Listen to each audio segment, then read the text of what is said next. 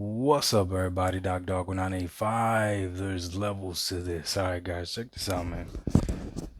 I just kind of want to have this conversation with you guys. No capping, no trolling, just honest conversation with you guys about this.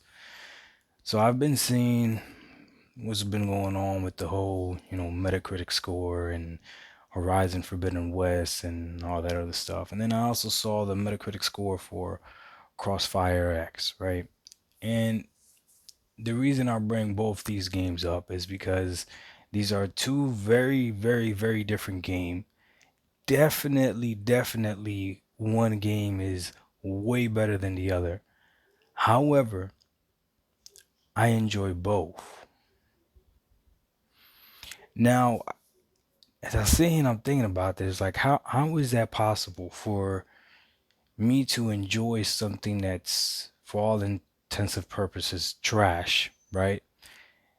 And for me to enjoy something that's just good, high quality, right? And this is what it comes down to. It comes down to the expectation.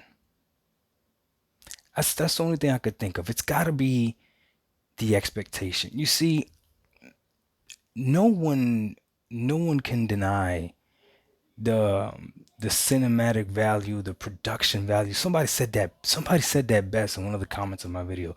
They said Sony, this person was a PC gamer. He said Sony's production value in video games is amazing. He said, I've been gaming on PC for years and I've never played anything production value wise as good as, I think he mentioned Days Gone. He mentions Horizon Zero Dawn. Yeah, what else did he mention? He mentioned Uncharted. He mentioned a whole bunch of just Sony exclusive games. And as I was reading his comment, I was like, yeah, he's absolutely correct when it comes to the production value and to get the feel of the game and all that other stuff, like Sony knocks it out of the park. They know exactly what they're doing. It's the culture that they create. It's the identity of who they are. So when you're playing a Sony game, you expect certain criterias to be met, right? When I turned on Crossfire X,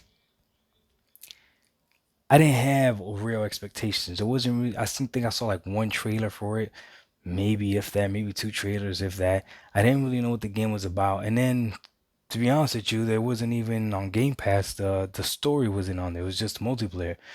And I actually played it after. This is another thing, right? I played it after everyone had already said it was trash. So my expectation for the game was extremely low. But I said, you know what's on Game Pass? Let me try it. Let me play it. And when I played it, I enjoyed it. I came to visit my family here in Illinois. I downloaded the game for the kids so they could try it out. They played it. They enjoyed it. The expectation level is just different. That's all it is. So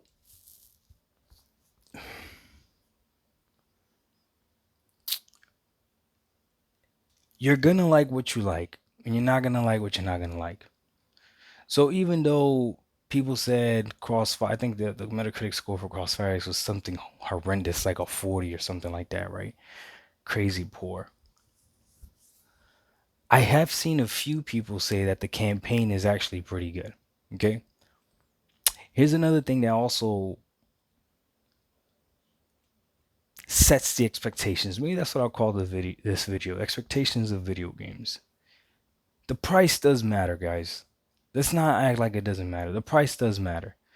So even though the Metacritic score in itself may not matter, I understand why Sony fans seeing a Metacritic score of 88 or 89 feel disappointed with that when they know that this game, for all intents and purposes, costs $70. Yes, you can get the game for $60 if you just buy the PS4 version.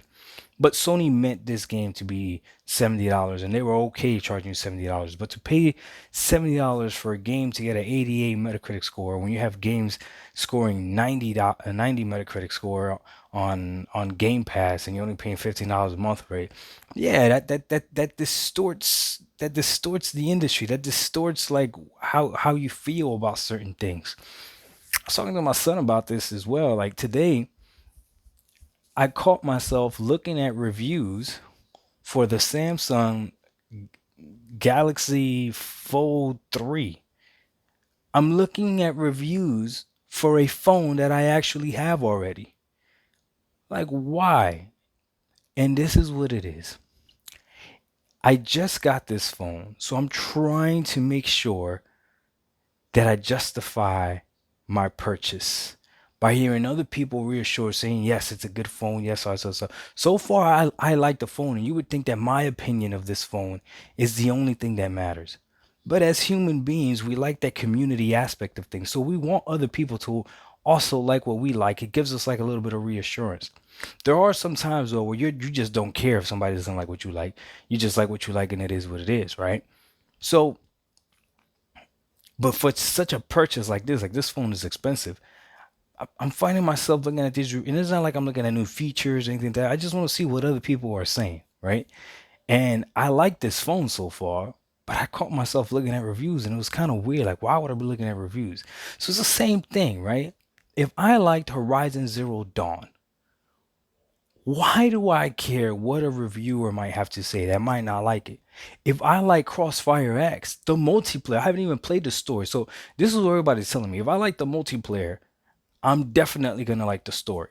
And the story is what, $30? Like, go ahead and buy it, Doc. You might as well, right? So I don't know. I would just feel weird if I buy it and it comes out the game, comes out on Game Pass. But this is the whole thing, right? Everything has a perceived value and expectation. If I'm paying $70 for a game, I do expect a certain level. I just do.